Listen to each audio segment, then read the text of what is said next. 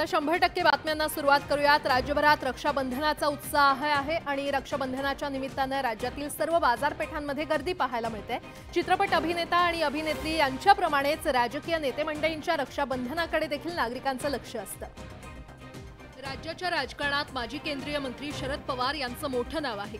शरद पवार यांचं संपूर्ण कुटुंब एकत्रितपणे सर्व सण साजरे करतात। राष्ट्रवादी काँग्रेस पक्षात फूट पडली असली तरीही दिवाळीत उपमुख्यमंत्री अजित पवार आणि शरद पवार यांनी एकत्र दिवाळी साजरी केल्याचं पाहायला मिळालं होतं। त्यामुळे आता अजित पवार हे खासदार सुप्रिया सुळे यांच्यासोबत रक्षाबंधन साजरी करणार का, याबाबत अनेकांना उत्सुकता आहे। उद्याच्याला मुंबईला, सुप्रिया मुंबईला असेल तर मी तिच्याकडे जाऊन राखी बांधेन। दौरा उद्या नाशिकला ठरलेलाच आहे, जो 1 महिन्यापूर्वी ठरला होता आणि आता जर संघटनेने काही जबाबदारी दिली आहे, अर्थातच आधी लग्न कोंडाण्याचे हेच आपले संस्कार आहेत। त्यामुळे सोमवारी रक्षाबंधनाच्या निमित्तानं राजकारण जिंकणार की नातं टिकणार हे पाहणं उत्सुकतेचं ठरणार आहे। विधानसभा निवडणुकीच्या तोंडावर अजित पवारांच्या राष्ट्रवादी काँग्रेस पक्षाकडून जनसन्मान यात्रा काढण्यात आली आणि ही यात्रा रविवारी जुन्नरमध्ये पोहोचली। मात्र या यात्रेच्या निमित्तानं महायुतीमध्ये मिठाचा खडा पडल्याचं दिसून आलंय। जनसन्मान यात्रेच्या निमित्तानं उपमुख्यमंत्री अजित पवार जुन्नरमध्ये पोहोचले। मात्र या ठिकाणी अजित पवार यांना महायुतीमधील घटक पक्षांमधल्याच कार्यकर्त्यांच्या निषेधाला सामोरं जावं लागलं। जनसन्मान यात्रा जुन्नरमध्ये दाखल होताच भाजपच्या जुन्नर विधानसभा प्रमुख आशा बुचके यांच्यासह कार्यकर्त्यांनी काळे झेंडे दाखवत घोषणाबाजी केली आणि निषेध नोंदवला। अजित पवार यांनी घटक पक्षांना डावललं आहे असा आरोप आशा बुचके यांच्यासहित कार्यकर्त्यांनी केला। अजित पवार यांचा ताफा नियोजित बैठकीच्या दिशेनं जात असताना त्याच मार्गावर आंदोलन करण्यात आलं। आमच्या तोंडात गळा वाटेबाजी फास लागलाय। राज्याचे मुख्यमंत्री उपमुख्यमंत्री नेत्यांचा अपमान, पर्यटनाच्या तालुक्यात पर्यटनाच्या बैठका चोरून होत आहेत। चोरून फोन करता आणि पालकमंत्री म्हणत स्वतःला आमच्या पक्षाचा कार्यक्रम आहे, त्यामुळे असे स्टंटबाजीचे प्रकार मध्ये मध्ये होत राहणार आहेत। या आंदोलनानंतर पोलिसांनी आशा बुचके यांच्यासह कार्यकर्त्यांना ताब्यात घेतलंय। मात्र या आंदोलनामुळे महायुतीमधली खदखद चव्हाट्यावर आली। उपमुख्यमंत्री अजित पवार यांची जनसन्मान यात्रा जुन्नरमध्ये पोहोचली। मात्र जुन्नरमध्ये अजित पवारांच्या यात्रेला महायुतीच्या घटक पक्षाच्या कार्यकर्त्यांच्या रोषाला सामोरं जावं लागलं। भाजपच्या जुन्नर विधानसभा प्रमुख आशा बुचके यांनी अजित पवारांविरोधात आंदोलन केलं। बुचके आणि त्यांच्या कार्यकर्त्यांनी जुन्नरमध्ये अजित पवार यांना काळे झेंडे दाखवत घोषणाबाजी केली। शासकीय कार्यक्रम घेऊन घटक पक्षांना डावललं जात असल्याचा आरोप आशा बुचके यांनी केला।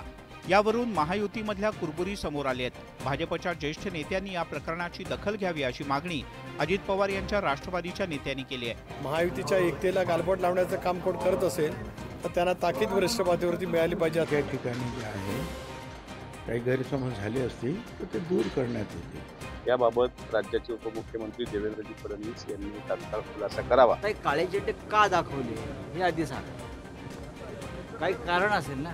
जुन्नरमध्ये घडलेला प्रकार आणि त्यानंतर राष्ट्रवादीच्या नेत्यांची आक्रमक भूमिका यामुळे महायुतीत मिठाचा खडा पडल्याची चर्चा आहे। बारामतीमध्ये सुप्रिया सुळे यांच्या विरोधात माझ्या पत्नीला उभं करणं ही चूक होती अशी जाहीर कबुली उपमुख्यमंत्री अजित पवार यांनी दिली।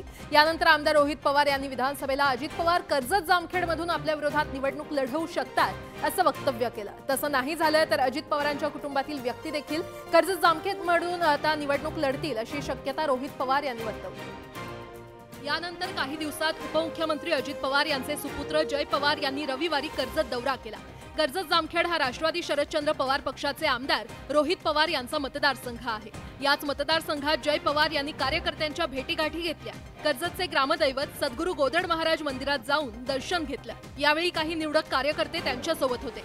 कार्यकर्त्यांच्या गाठीभेटी घेण्यासाठी आल्याचं जय पवार यांनी म्हटलंय। सहज सगळ्यांना भेटायचं, परत असे दौरे वारंवार होत जातील।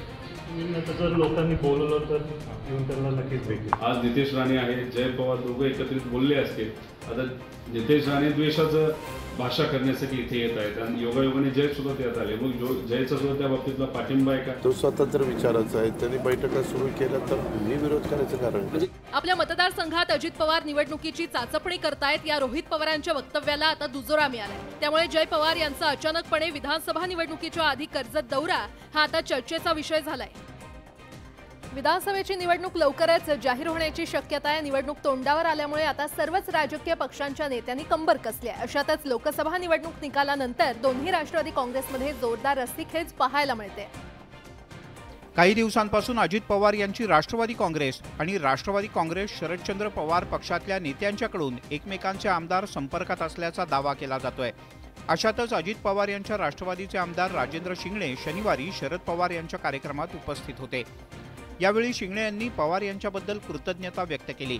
शरद पवार यांचं तोंड भरून कौतुक करत आजही शरद पवार यांना नेता मानतो असं म्हटलं। अजित पवार यांच्यासोबत जाण्याचं कारणही शिंगणे यांनी सांगून टाकलं। मध्यंतरी माझ्या जिल्हा सहकारी बँकेच्या अडचणीमुळे मी न्यायालयानं अजितदादांच्या बरोबर तिथे गेलो। आज जिल्हा सहकारी बँकेला 300 कोटी रुपये राज्य सरकारने त्या ठिकाणी दिलेले आहेत। राजेंद्र शिंगणे यांच्या वक्तव्यामुळे राजकीय वर्तुळात उलटसुलट चर्चांना उधाण आलंय। शिंगणे अजित पवार यांची साथ सोडून घरवापसी करणार का याबद्दल चर्चा रंगली आहे।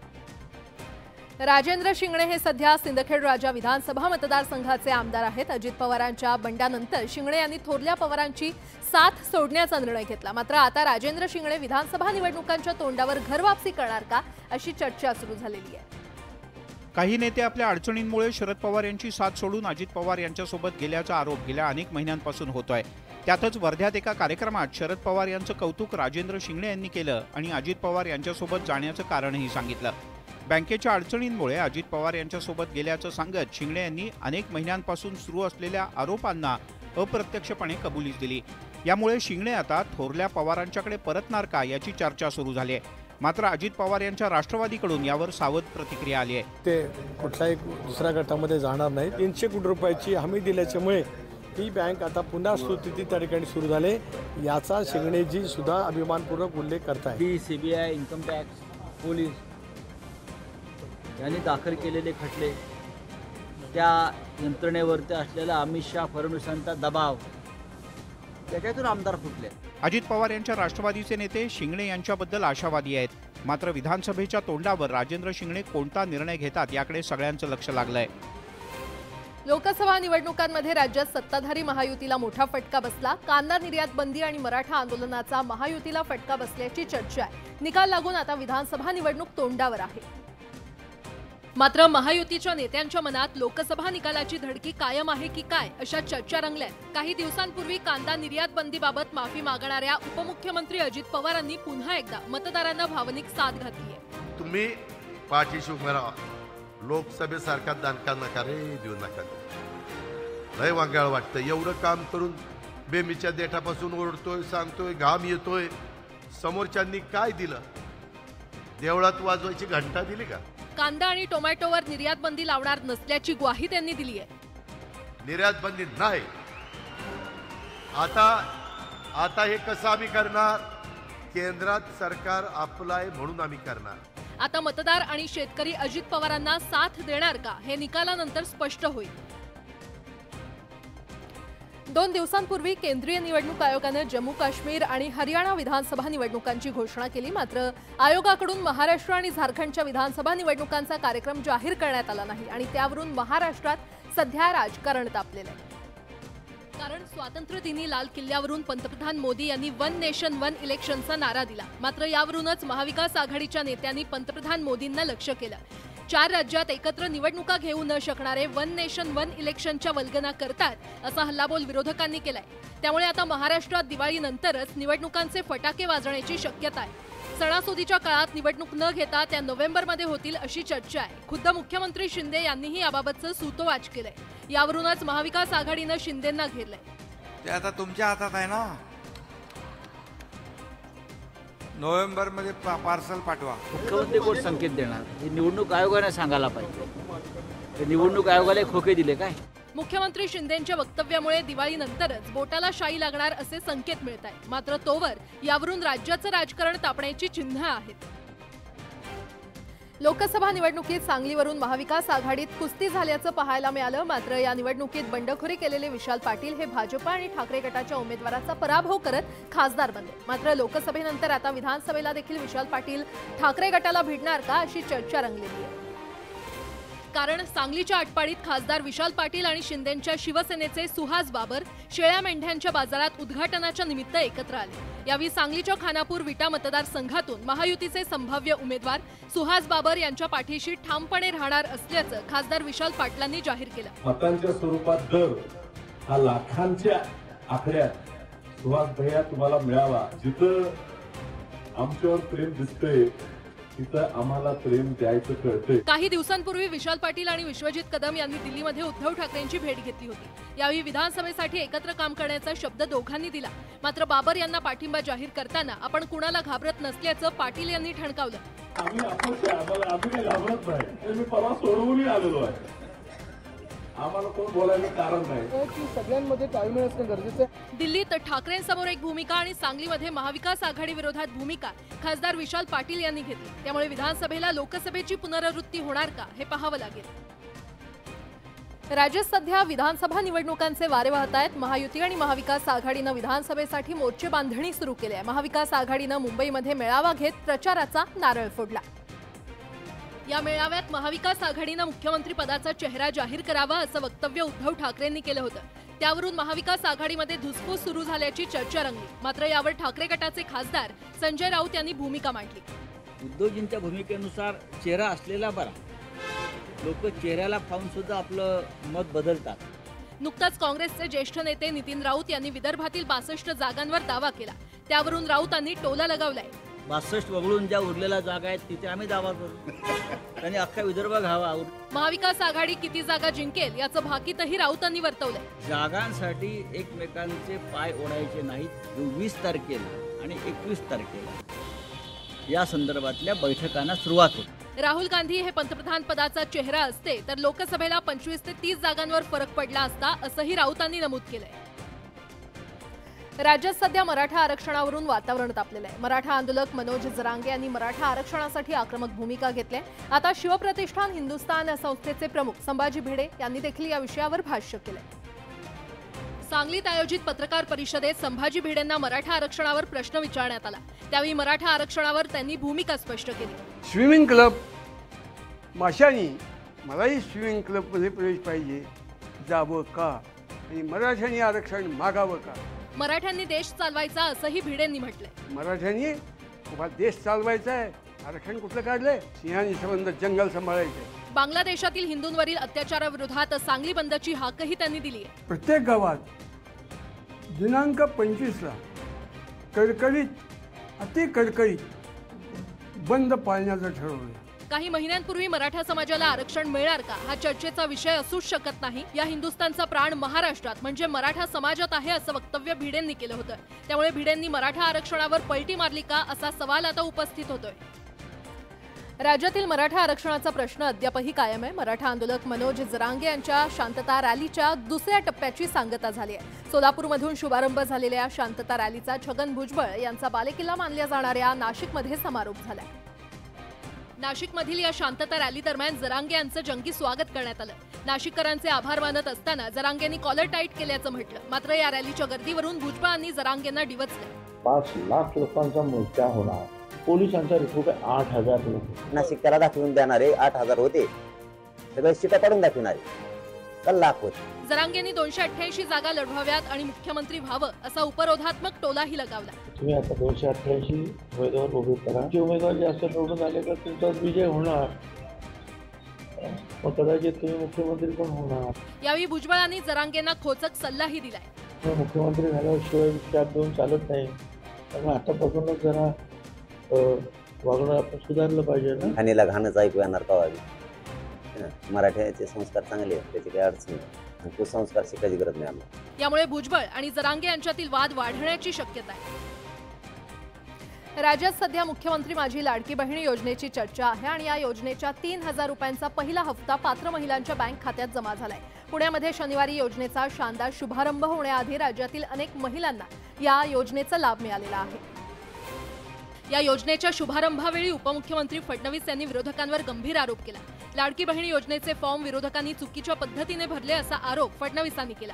यावरून राष्ट्रवादीच्या खासदार सुप्रिया सुळे यांनी सत्ताधाऱ्यांना घेतलंय तर ठाकरे गटाचे खासदार संजय राऊतांनीही सत्ताधाऱ्यांवर टीका केली. सावत्र भावांनी खूप प्रयत्न केला योजना होऊ नये म्हणून. जाणीवपूर्वक फॉर्म भरून घेतले आणि त्याच्यावर पुरुषांचे फोटो लावले. महाराष्ट्राचेच गृहमंत्री म्हणतात की हे गफला झालाय आणि तेच जर कन्फर्म करत असतील तर ह्याच्यावर लक्ष कोण ठेवणार? ईडी सीबीआयच लावावी लागेल. महिलांना धमक्या देऊन फक्त 1,500 रुपये न्यायच्या धमक्या दिल्या जात आहेत. म्हणजे बोनस आहे 1,500 प्लस धमकी. या महिलांची बदनामी करणं हे त्यांना महागात पडेल आणि येणाऱ्या निवडणुकांमध्ये याची जागा त्यांची या महिला त्यामुळे विधानसभेच्या तोंडावर लाडकी बहीण योजनेवरून आरोप प्रत्यारोपांच्या फैरी रंगल्या। भाजीची फोडणी असो किंवा वरणाची, त्यात लसूण हा आलाच। लसणाची फोडणी दिल्याशिवाय जेवणाला चव येत नाही। मात्र हीच फोडणी अकोल्यातील एका कुटुंबाला चांगलीच महागात पडली असती। अकोला शहरातील बाजोरिया नगर परिसरात राहणाऱ्या सेवानिवृत्त पोलीस कर्मचारी सुभाष पाटील यांची फसवणूक झाल्याचा प्रकार उघडकीस आला। सुभाष पाटील यांच्या पत्नीने दारावर भाजीपाला विक्रीसाठी आलेल्या फेरीवाल्याकडून लसूण खरेदी केला। बाजारभावापेक्षा थोडा कमी दराने तो विकत होता। त्यांनी लसूण घरात आणला असता त्यात काही गाठी दिसल्या, त्या हुबेहूब लसणासारख्याच दिसत होत्या। त्यामुळे या लसणाच्या गाठीला चाकूच्या सहाय्याने कापलं असता सिमेंट पासून बनवलेला लसूण असल्याचं समोर आलंय। यावर पांढऱ्या रंगाचा वापर सुद्धा करण्यात आलाय। फेरीवाल्यांकडून बनावट लसणाची विक्री होत असल्याचं आता समोर आलेलं आहे। तो लसूण सोलायला घेतला असता तो निघत नव्हता, म्हणून चाकूने कापला तर आतमध्ये पूर्ण सिमेंटचा गोळा निघत आहे। सध्या लसणाचे भाव गगनाला भिडल्यानं लसूण सर्वसामान्यांच्या आवाक्या बाहेर गेलाय। याचा फायदा लसणाचा काळा बाजार करणारे घेत आहेत। त्यामुळे अशा बोगस विक्रेत्यांपासून सावध रहा आणि आरोग्य जपा। मराठी चित्रपटसृष्टीमधील प्रसिद्ध अभिनेता मकरंद अनासपुरे याचा जाऊ तिथे खाऊ हा सिनेमा रुपेरी पडद्यावर गाजला। विहीर चोरीच्या घटनेवर या सिनेमात भाष्य करत भ्रष्टाचारावर आसूड ओढण्यात आलाय। आता बीडमध्ये पुन्हा एकदा अशीच काहीशी घटना समोर आली आहे। जे नसे ललाटी ते करी तलाठी असाच काहीसा प्रत्यय बीडच्या इंजेगावमधील शेतकरी पांडुरंग कराड यांच्याबाबत घडलाय। शेतात प्रत्यक्ष नसलेल्या मात्र सातबारावर चुकून नोंद घेतल्यानं मनरेगा योजनेत विहिरीची मंजुरी मिळाली आहे। विहीर शेतात व्हावी म्हणून सरकारकडे गेल्या 2 ते 3 वर्षांपासून या शेतकऱ्यानं खेटा मारल्या। आपल्या शेतात विहीर नसल्याचा अर्जही कराड यांनी केला। त्यावर तलाठ्यांनी पंचनामा करत विहीर नसल्याचं नमूद केलं। मात्र तलाठी, मंडळ अधिकारी, नायब तहसीलदार आणि उपविभागीय अधिकारी यांच्याकडे अर्ज करूनही विहिरीचा बोजा तसाच आहे। विहीर नसताना सुद्धा माझ्या सातबारा विहीर लावली, पण तरी बी त्यांनी मग नंतर तलाट्यांना शेतामध्ये पाठवलं, स्पॉट पंचनामा केला, त्यांना पण विहीर आढळली नाही। त्यामुळे या चोरीला गेलेल्या विहिरीमुळे या शेतकऱ्याला अनेक शासकीय योजनांपासून वंचित राहावं लागतंय। याबाबत परळीचे तहसीलदार व्यंकटेश मुंडे यांच्याकडे विचारणा केली असता त्यांनी प्रतिक्रिया देण्यास नकार दिला। छत्रपती संभाजीनगरच्या पैठणमधील केकत जळगाव इथल्या शाळेत विषबाधा झालेल्या विद्यार्थ्यांचा आकडा 257 वर गेलेला आहे। पूरक आहारात दिलेली सुट्टी बिस्किटं खाल्ल्यानं विद्यार्थ्यांना शनिवारी सकाळी मळमळ आणि उलट्या होऊ लागल्या। यातील 250 विद्यार्थ्यांना डिस्चार्ज देण्यात आलेला आहे। त्यातील 7 विद्यार्थ्यांवरती प्राथमिक उपचार सुरू होते। मात्र रविवारी सकाळी या विद्यार्थ्यांची प्रकृती आणखीनच खालावली। त्यामुळे त्यांना पुढील उपचारासाठी तातडीनं छत्रपती संभाजीनगर इथे दाखल करण्यात आलं। संभाजीनगरचे खासदार संदीपान भुमरे यांनी या विद्यार्थ्यांच्या तब्येतीची विचारपूस केली। जिल्हा परिषद शाळेतील बिस्किटांमुळे विषबाधा झाल्याचं उघड झाल्यानं पालक संतापले। शालेय पोषण आहारात दिल्या जाणाऱ्या बिस्किटांची अन्न आणि औषध प्रशासनाकडून सखोल चौकशी करण्याची मागणी पालकांनी केली आहे। 7 रुग्ण सौम्य स्वरूपाची किंवा थोड्या गंभीर ताप आणि मळमळ जास्त वाढल्यामुळे उपचारार्थ दाखल केलेले आहेत। नमुने वगैरे सगळे पाठवलेले आणि त्याची डेट सुद्धा अजून संपलेली होती, त्याच्यामुळे आता चौकशी करून बघू कशामुळे घडलं काय घडलं। या घटनेत संबंधित बिस्किटांची एक्सपायरी नोव्हेंबरमध्ये असल्याचं कळतंय। असं असतानाही विद्यार्थ्यांना विषबाधा का झाली, या प्रकरणात दोषी कोण हे बिस्किटांच्या नमुन्यांचे अहवाल समोर आल्यानंतरच काय कारवाई होणार हे पाहावं लागेल। देवेंद्र फडणवीस बोलतायत, थेट जाऊया।